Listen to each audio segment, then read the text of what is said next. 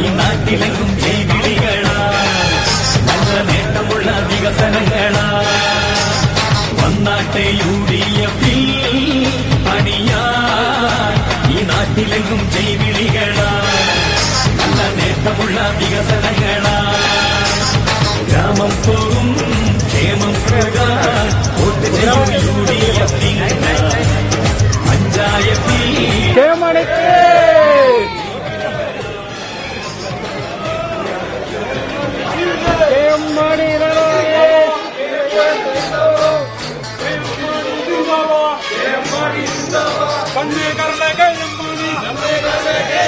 ಒಂದೇ ಮುದ್ದೆ ಕೈಯಮ್ಮಾಣಿ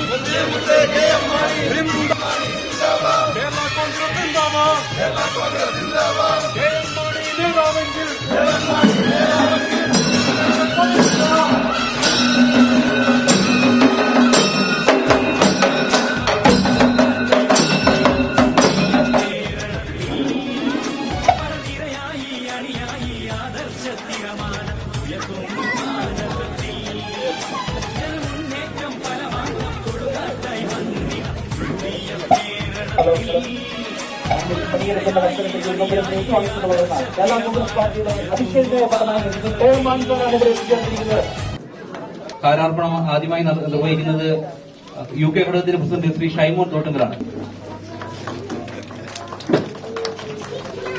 അടുത്തതായി London region president Shri Soji T Mathew.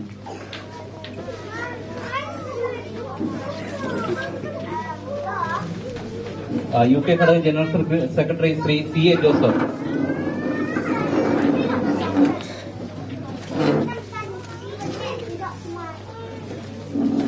Professor Jose Kottadi.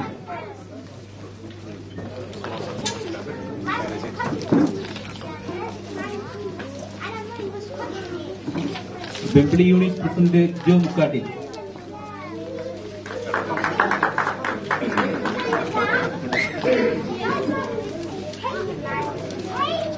ദേശീയ ട്രഷറർ ജെയ്മൺ മജിദാനം.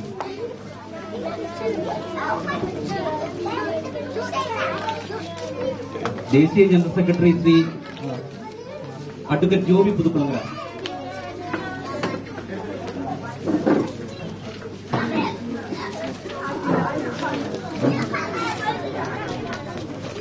കേരള കോൺഗ്രസ് പാർട്ടിയുടെ സീനിയർ മെമ്പറായ ശ്രീ മാത്യു പാല.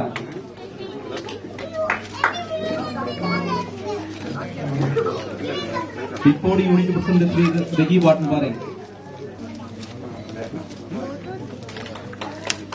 Regional general secretary Shri MP പൊന്നാങ്കുഴി.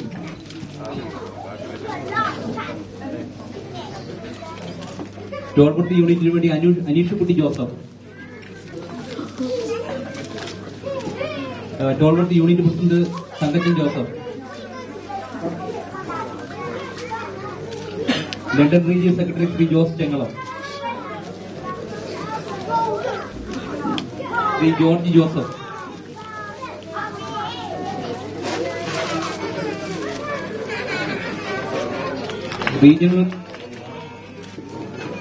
Regional program committee convener Shri Saini വാണിപ്പുരിക്കൽ.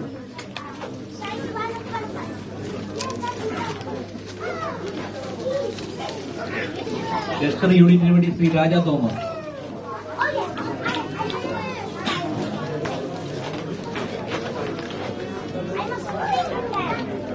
ഈ പ്രോഗ്രാം നമ്മൾ നടത്തുന്നത് ക്രോഡോണി വെച്ചാണ്. ഈ ക്രോഡോൺ യൂണിറ്റിന്റെ പ്രസിഡന്റ് ശ്രീ മോനി വർഗീസ് ആയിരു.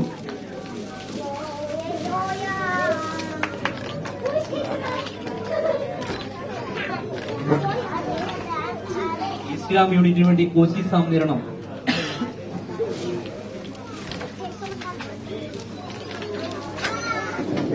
ശ്രീ സണ്ണി അഗസ്ത്യൻ.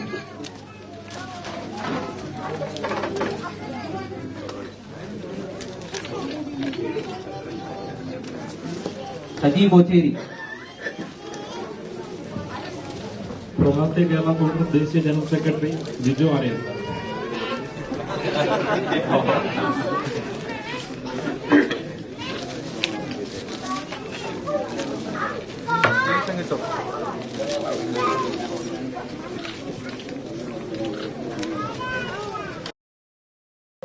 ഈ പൊതുസമ്മേളനം ഉദ്ഘാടനം ചെയ്യാൻ വേണ്ടി ഏറ്റവും സ്നേഹത്തോടുകൂടി കേരളത്തിന്റെ ബഹുമാനപ്പെട്ട ധനകാര്യ വകുപ്പ് മന്ത്രി, പ്രിയപ്പെട്ട കർഷകരുടെ പടനായകൻ ശ്രീ കെ എം മാണി സാറിനെ ഏറ്റവും സ്നേഹത്തോടുകൂടി സ്വാഗതം ചെയ്യുകയാണ്.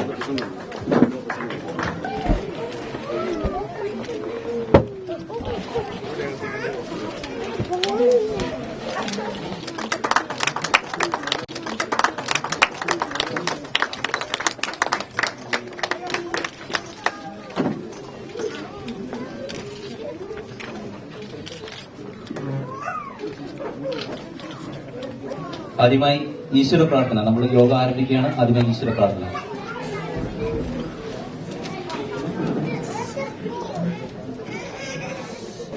ആദ്യമായി നമ്മുടെ London region president Soji T Mathew ഒരു ആമുഖ പ്രസംഗം നടത്തുന്നതാണ്. നമ്മുടെ ലണ്ടൻ റീജിയന്റെ പ്രോഗ്രാമുകളെ പറ്റി പറഞ്ഞുകൊണ്ട് ശ്രീ സോജിനെ സ്നേഹത്തോടുകൂടി സ്വാഗതം ചെയ്യും. ലണ്ടൻ റീജിയൻ ഭാരവാഹികളെ, നിങ്ങൾക്ക് യൂണിറ്റ് പ്രസിഡന്റ്മാരെ, നിങ്ങൾക്ക് എന്റെ അഭിവാദ്യങ്ങൾ. കേരളത്തിലെ രാഷ്ട്രീയ രംഗത്ത് നവോത്ഥാനത്തിന്റെ പടകുതിരി ഉയർത്തിക്കൊണ്ട് കേരളത്തിലെ കർഷകരും കർഷക തൊഴിലാളികളും കച്ചവടക്കാരും ചെറുകിടക്കാരും ഉൾപ്പെടുന്ന അധ്വാന വർഗത്തിന്റെ ഹൃദയാകാശത്തിൽ നിറസ്നേഹത്തിന്റെ മാരിവില്ല് വരയ്ക്കുന്ന നാവും കേരളത്തിലെ അധ്വാന വർഗത്തിന് വേണ്ടിയും കർഷക ജനതയ്ക്ക് വേണ്ടിയെന്നും ധീരോദാത്തമായ സമരങ്ങൾക്ക് നേതൃത്വം നൽകി കേരള കോൺഗ്രസ് പാർട്ടിയെ നയിക്കുന്ന ആദരണീയായ കെ എം മാണി സാറിനെ ഈ ലണ്ടനിലേക്ക് കടന്നു വന്നതിലുള്ള ഹൃദയം നിറഞ്ഞ നന്ദിയും ആഹ്ലാദവും ആദ്യമായി ഈ തരുണത്തിൽ പ്രകാശിപ്പിച്ചുകൊള്ളട്ടെ. അതോടൊപ്പം തന്നെ ഈ യോഗത്തിന് സ്വാഗതം ആശംസിക്കുന്നതിന് വേണ്ടി ശ്രീ ജിജോ മുക്കാട്ടിലിനെ ഏറ്റവും സ്നേഹത്തോടുകൂടി സ്വാഗതം ചെയ്യുന്നു. ഡെപ്യൂട്ടി യൂണിറ്റ് പ്രസിഡന്റാണ് ജിജോയെ സ്നേഹത്തോടുകൂടി സ്വാഗതം ചെയ്യുന്നത്.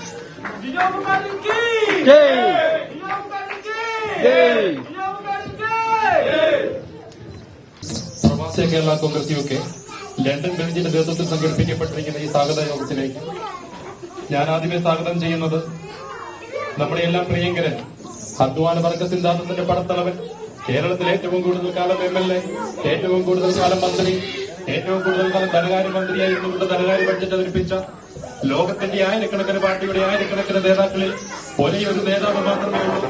ഒരു മണ്ഡലത്തിൽ നിന്നും തുടർച്ചയായി പരാജയം അനുഭവിക്കാതെ വിജയിച്ച് മുന്നേറിക്കൊണ്ടിരിക്കുന്ന നമ്മുടെ പ്രിയങ്കരന് കേരളത്തിൽ ഭരണപക്ഷമൊന്നോ പ്രതിപക്ഷമൊന്നോ യാതൊരു വിവേചനവുമില്ലാതെ എല്ലാവരും സാറയിൽ നിർമ്മിക്കുന്ന ശ്രീ കെ എം മാണി സാറിനെ, ഈ യോഗത്തിന്റെ ഉദ്ഘാടകനായ മാണി സാറിനെ ഞാൻ സ്വാഗതം ചെയ്യുകയാണ്.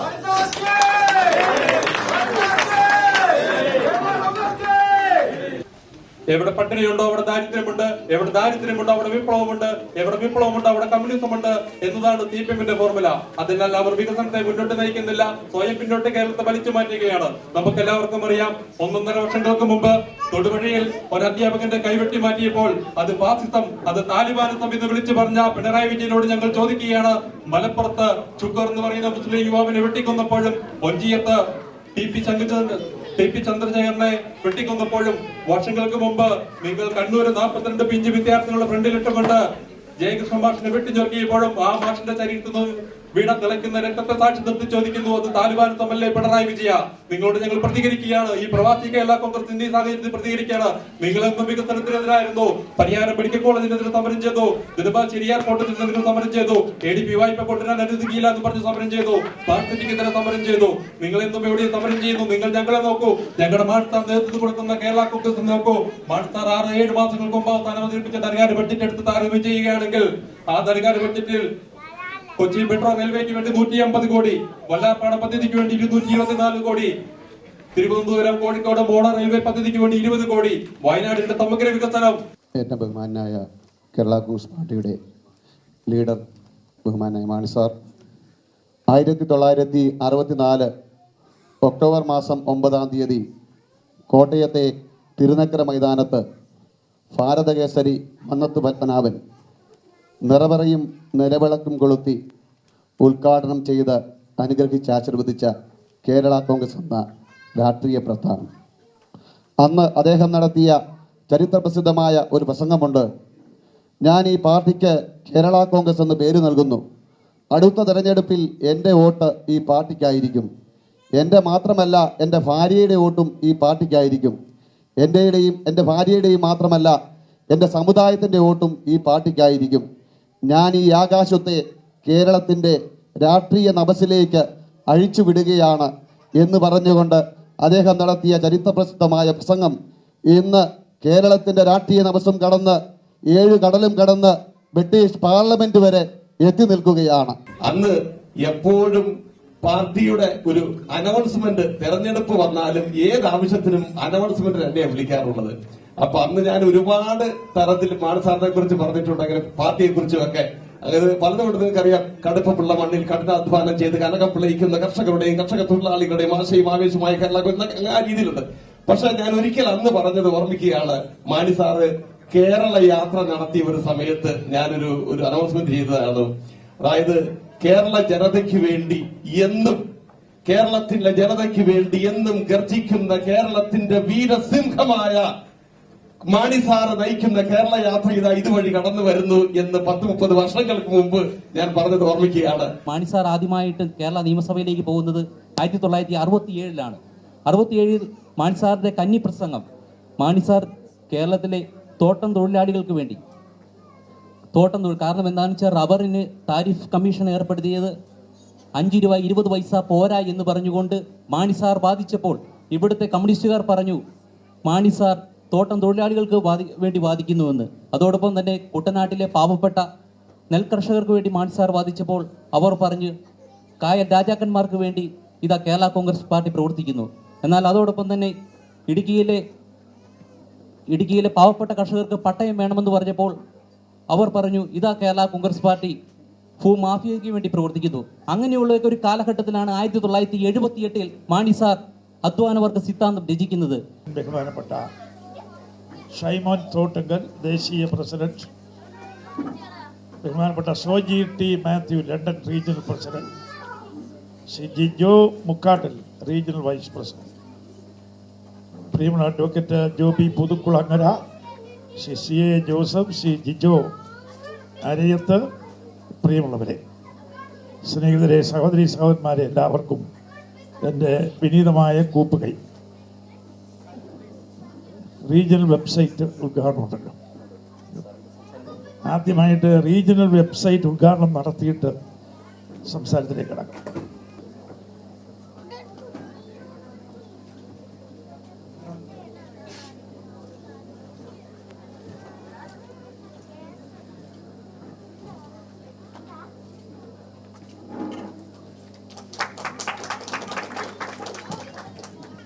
ഇങ്ങോട്ട് ഇറങ്ങി വന്നത് നിങ്ങളുമായിട്ട് കുറച്ചുകൂടി ഒന്ന് അടുത്ത് എല്ലാവരെയും ഒക്കെ കാണാം. ഞാൻ അവിടെ നിന്നാൽ വലിയ പ്രസംഗമായിട്ട് അങ്ങ് പോകും. ഇന്ന് പ്രസംഗം ആവശ്യമില്ല. എല്ലാവരുമായിട്ട് ഇതൊരു കുടുംബ സദസ്സാണ്. നിങ്ങളെല്ലാവരുമായിട്ടൊന്ന് സംസാരിക്കാം എന്ന് മാത്രമേ ഞാൻ കരുതുന്നുള്ളൂ. ആദ്യമായി നിങ്ങൾക്ക് എല്ലാവർക്കും ഞാൻ നന്ദി പറയട്ടെ. എനിക്ക് വാസൽ അടുത്ത കാലത്ത് കിട്ടിയതിനേക്കാൾ വലിയ സ്വീകരണമാണ് ഇവിടെ കിട്ടിയത്. ഇവിടെ വന്നപ്പോൾ മുത്തുക്കുടയും കുട്ടികളും കുട്ടികളുടെ ബലൂണും എന്താ അങ്ങനെ കൃത്യമായിട്ട് ഞാൻ അങ്ങോട്ട് ഇഴുകിച്ചേർന്നു. അപ്പോഴാണ് കണ്ണയെ കരളെ എന്ന് പറഞ്ഞുകൊണ്ടൊരു മുദ്രാവാക്യം. ഇതൊക്കെ കേരള കോൺഗ്രസിൻ്റെ ആവിർഭാവ കാലഘട്ടത്തിൽ തെരഞ്ഞെടുപ്പൊക്കെ വരുമ്പോൾ പാലാക്കാർ വിളിക്കുന്ന മുദ്രാവാക്യമാണ്. അപ്പോൾ എനിക്കിതൊക്കെ കേട്ടപ്പോൾ വലിയൊരു സന്തോഷം തോന്നി. നിങ്ങൾ എത്രമാത്രം ഈ പാർട്ടിയെ സ്നേഹിക്കുന്നു എന്നുള്ളതിൻ്റെ പ്രതീകമാണ്. ഇവിടെ എനിക്കതിൽ വലിയ അത്ഭുതം തോന്നിയത്, അവിടെ നിന്നൊക്കെ എത്രയോ വർഷമായി ഇവിടെ ലണ്ടനിൽ വന്ന് താമസിച്ചിട്ട് എല്ലാവരും മലയാളമൊക്കെ മറന്നുപോയി എന്നാണ് ഞാൻ വിചാരിച്ചത്. പക്ഷെ ഓരോരുത്തരും പ്രസംഗിച്ചപ്പോൾ എന്തൊരു പ്രസംഗമാണ്. അപ്പോൾ ഓരോരുത്തരും ഇപ്പം മന്നത്ത് പത്മനാഭൻ 1964 ഒക്ടോബർ മാസം 9-ാം തീയതി തിരികൊളുത്തിക്കൊണ്ട് ഈ പാർട്ടിക്ക് ജന്മം നൽകിയപ്പോൾ ഞാൻ വോട്ട് ചെയ്യും, എൻ്റെ ഭാര്യ വോട്ട് ചെയ്യും, സമുദായം വോട്ട് ചെയ്യും എന്നൊക്കെ പറഞ്ഞ ആ വാക്കുകൾ ഞങ്ങളൊക്കെ മറന്നുപോയി. ഇവിടെ ഷൈമാൻ പറഞ്ഞപ്പോഴാണ് ഞാനത് ഓർക്കുന്നത്. അങ്ങനെ ഓരോരുത്തരും ജിജോയും നമ്മുടെ സിജോയും എല്ലാവരും സോജിയും എല്ലാം വലിയ പ്രസംഗങ്ങളാണ് ഇവിടെ നടത്തിയത്. അപ്പം നിങ്ങളിവിടെ പോയാലും നമ്മുടെ സാംസ്കാരിക തനിമ കാത്തു സൂക്ഷിക്കുന്നു എന്ന് കാണുന്നതിൽ എനിക്ക് അത്യധികമായി സന്തോഷമുണ്ട്. എല്ലാവർക്കും ഞാൻ പ്രത്യേകിച്ച് നന്ദി പറയുക. പിന്നീടൊരു കാര്യം, ഇന്നിപ്പം ഞാൻ മനസ്സിലാക്കുന്നത് നിങ്ങൾ നല്ല കപ്പപ്പുഴുക്കും നല്ല പച്ചമീനും എല്ലാം തയ്യാറാക്കി വെച്ചിരിക്കുന്നു എന്ന് ഞാൻ മനസ്സിലാക്കുകയാണ്. അപ്പോൾ ഞാൻ വിചാരിച്ചത് എന്തിനാണ് നിങ്ങൾ ലണ്ടനിൽ താമസിക്കുന്നവർ ആ കപ്പ പോലും നിങ്ങൾ മറന്നിട്ടില്ല, നിങ്ങളുടെ ഭക്ഷണ രീതി പോലും മാറ്റിയിട്ടില്ല എന്ന് ഓർക്കുമ്പോൾ എനിക്ക് എത്രയോ വലിയ സന്തോഷമാണ്. പക്ഷെ ഒരു ദുഃഖം മാത്രമേ ഉള്ളൂ, സമയമില്ല. ഞാൻ ഇനി പോയിട്ട് വേണം പെട്ടിയൊക്കെ എടുക്കാൻ. രാവിലെ 5:30ക്കാണ് ഫ്ലൈറ്റ്. അതുകൊണ്ടാണ് ഞാൻ ധൃതി വെച്ചത്. ഞാൻ മറുപടി താങ്ക്സ് ഗിവിങ് ആദ്യം നടത്തിക്കൊള്ളത്തിട്ടെന്ന് വെച്ചത്. ഇത് കഴിഞ്ഞാൽ ഉടനെ നമുക്കങ്ങോട്ട് ഏറ്റു പോകാമല്ലോ എന്ന് കണ്ടുകൊണ്ടാണ് എല്ലാ ചടങ്ങുകളും കഴിഞ്ഞ് ഞാൻ ഒരു വാക്കിന് വേണ്ടി ഇവിടെ നിൽക്കുന്നത്. സ്നേഹിതരെ, ഒരു കാര്യം പറയട്ടെ. കേരള കോൺഗ്രസ് പാർട്ടി എന്ത്? എനിക്കത് വലിയൊരു സന്തോഷമുള്ളത്, നിങ്ങൾ ഇത്രയും വർഷമായിട്ടും ആ പാർട്ടിയെ നിങ്ങളുടെ ഹൃദയത്തിൽ പൂജിക്കുന്നു എന്നുള്ളത് എന്നെ വളരെയധികം സ്പർശിക്കുകയുണ്ടായി. നിങ്ങൾക്ക് എങ്ങനെ നന്ദി പറയണം എന്നെനിക്ക് അറിഞ്ഞുകൂടാ. എല്ലാവർക്കും എൻ്റെ നന്ദി. ഒരു കാര്യം എനിക്ക് ഉപദേശിക്കാറുണ്ട്.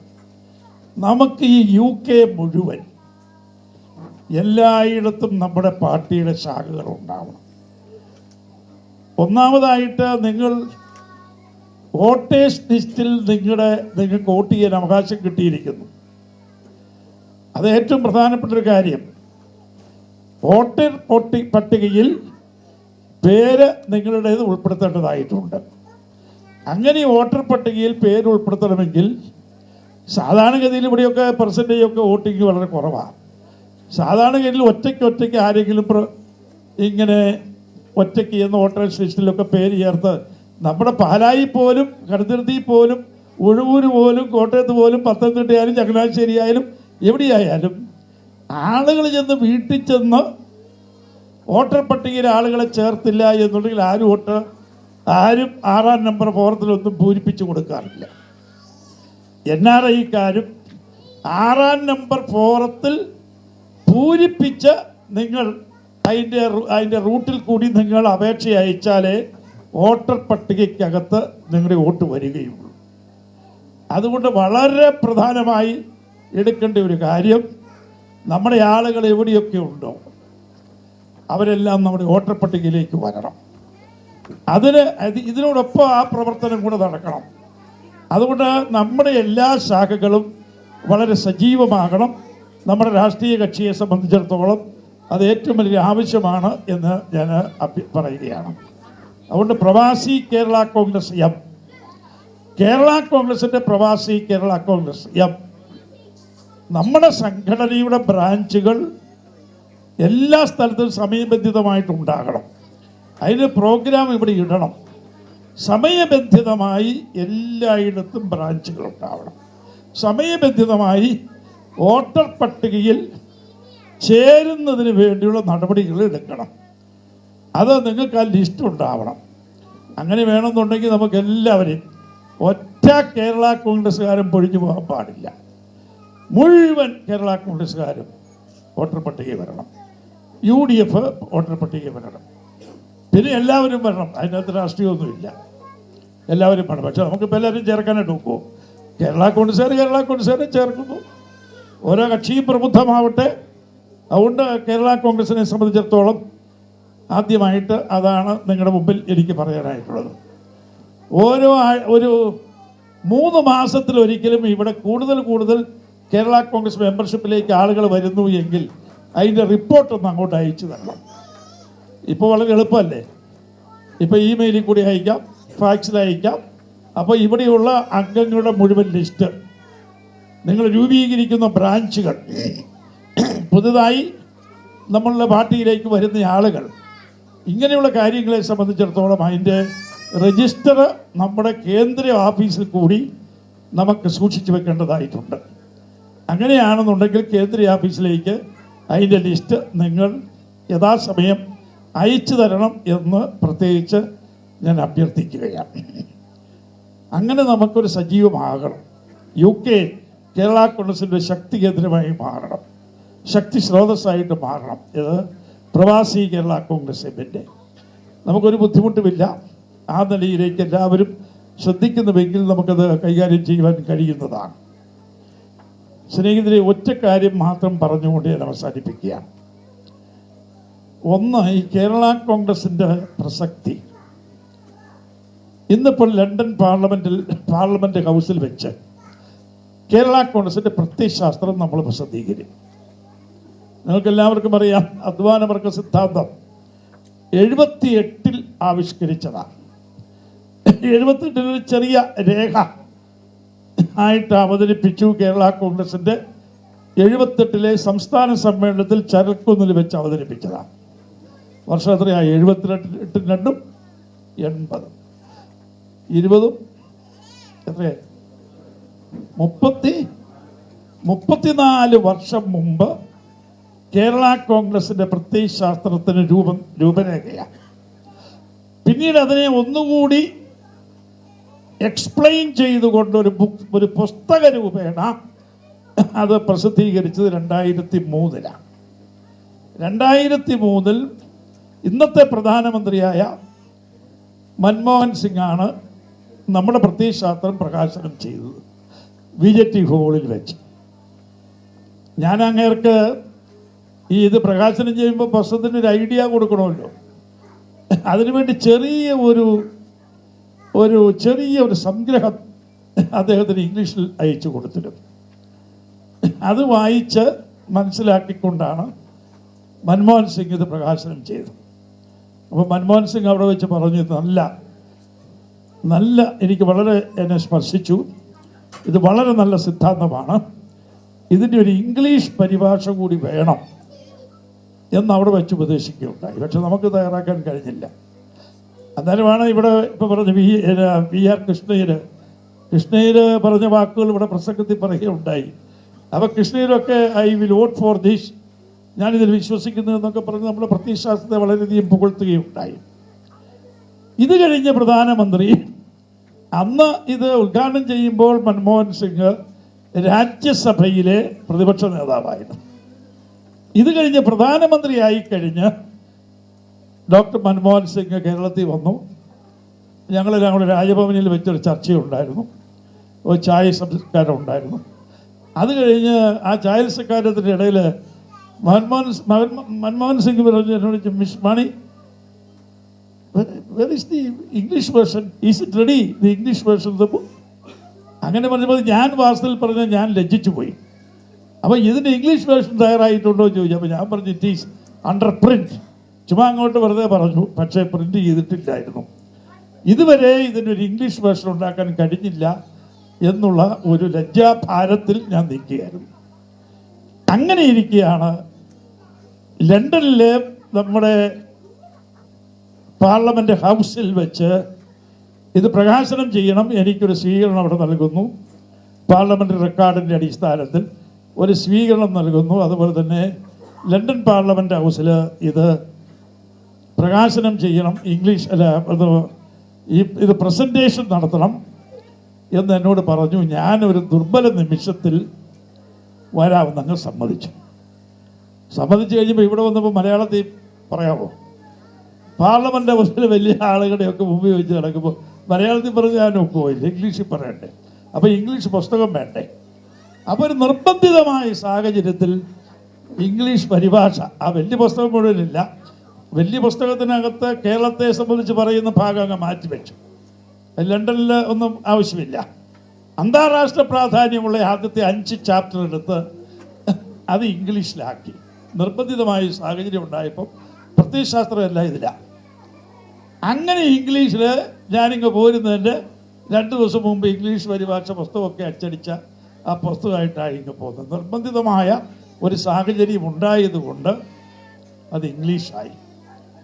ഇവിടെ വന്ന് വാസ്തവത്തിൽ പറഞ്ഞാൽ ഇന്നലെ ഇതൊക്കെ എങ്ങനെയാണ് ഒരു നിയോഗമാണ്. ഓക്സ്ഫോർഡ് സർവകലാശാലയിലെ പ്രൊഫസേഴ്സ് ഇവിടെ ഞങ്ങളെ ക്ഷണിച്ചു. അവിടെ ചെന്ന് ഒരുപാട് പേരിൽ 5, 8, 10 പേരുണ്ട്. അവിടെ വെച്ച് അവരുമായിട്ട് സംസാരിച്ച് അവർക്കൊരു കോപ്പി കൊടുത്തു. അപ്പോൾ അതിൻ്റെ അർത്ഥം എന്താ? ഓക്സ്ഫോർഡ് സർവകലാശാലയിലെ അത് ചർച്ചാ വിഷയമായി. അവിടെ ലൈബ്രറിയിൽ നമ്മുടെ പുസ്തകം ചെന്നിരിക്കും. അവിടെ ഇന്നിപ്പോൾ പാർലമെൻറ്റ് സമ്മേളനത്തിൽ വെച്ച് പല ലണ്ടൻ സ്കൂൾ ഓഫ് എക്കണോമിക്സിലെ ഒരു പ്രൊഫസർ വന്നു. ശരി, ഒരു കോപ്പി കൊടുത്തപ്പോൾ ലണ്ടൻ സ്കൂൾ ഓഫ് എക്കണോമിക്സിലെ ചർച്ചാ വിഷയമാണ്. ഇന്നവിടെ വന്ന് മന്ത്രിമാർ വന്നു, ഡെപ്യൂട്ടി സ്പീക്കർ വന്നു, മുൻ കേന്ദ്ര ക്യാബിനറ്റ് മന്ത്രിയായ അദ്ദേഹത്തിൻ്റെ പേര് കേന്ദ്രമന്ത്രി ഇപ്പോഴത്തെ ഷാഡോ മന്ത്രിയുമായ സ്റ്റീവൻ വന്നിരുന്നു. നല്ലൊരു സദസ്സ്, ഒരുപാട് പേരുണ്ടായിരുന്നു. അപ്പോൾ ഒരു കോപ്പിയോട് വേണമെന്ന് ഡെപ്യൂട്ടി സ്പീക്കർ പറഞ്ഞു. പ്രധാനമന്ത്രി ക്യാമറോണ് കൊടുക്കാനാണ് ഒരു കോപ്പി വേണമെന്ന് പറഞ്ഞു. അപ്പോൾ ഞാൻ ഒപ്പിട്ട് കൊടുത്തു, പ്രധാനമന്ത്രിയും കൊടുത്തു.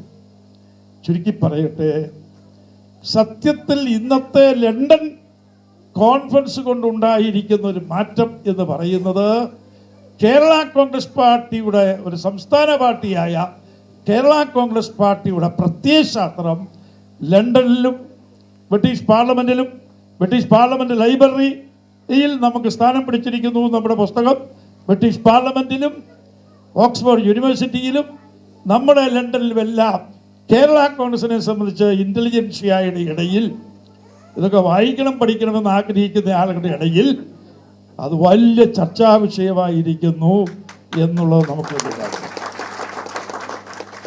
ഞാൻ അതിലാണ് കാണുന്നത്. എനിക്ക് അവിടെ വെച്ചൊരു സ്വീകരണം കിട്ടിയതിലല്ല, എനിക്കെൻ്റെ പാർലമെന്ററി റെക്കോർഡിൽ ഒരിക്കൽ വെച്ചൊരു സ്വീകരണം കിട്ടിയതിനേക്കാൾ ഞാൻ സന്തോഷിക്കുന്നത് ചെയർമാൻ എന്നുള്ള നിലയിൽ നമ്മുടെ പാർട്ടിയുടെ പ്രത്യയശാസ്ത്രത്തെ സംബന്ധിച്ച് അതിനെ കിട്ടിയപ്പോൾ ഇതാണ്.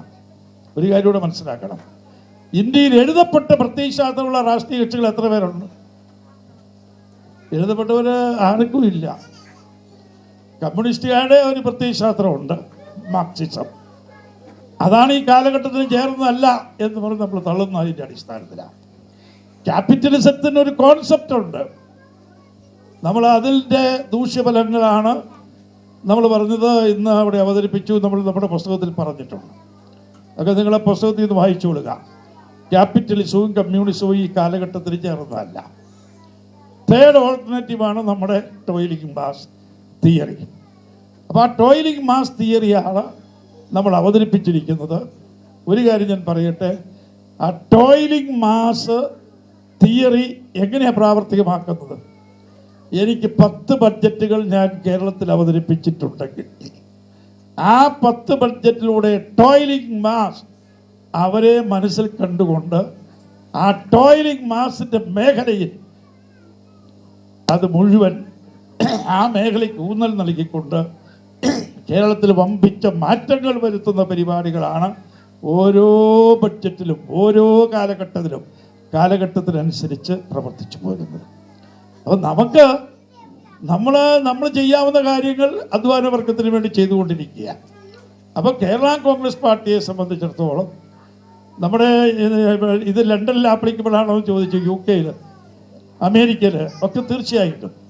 ഇവിടെ തൊഴിലില്ലാത്ത എത്രയോ ആളുകളുണ്ട്, ഇവിടെ എത്രയോ ഇൻകം ഡിസ്പാരിറ്റി ഉണ്ട്, ഇവിടെ എത്രയോ ഇനീക്വാലിറ്റി ഉണ്ട്. അതൊക്കെ ക്യാപിറ്റലിസ്റ്റ് കൺട്രീസിൽ ഒരുപാട് ഇനീക്വാലിറ്റി ഉണ്ട്. അവിടുത്തെ കോടീശ്വരന്മാരും സാധാരണക്കാരും തമ്മിലുള്ള വ്യത്യാസം എന്തേലും മാത്രമാണ്. അപ്പോൾ ഇവിടെ ദുർബലരായ ആളുകൾ എത്രയോ എല്ലാ രാജ്യങ്ങളിലുമുണ്ട്.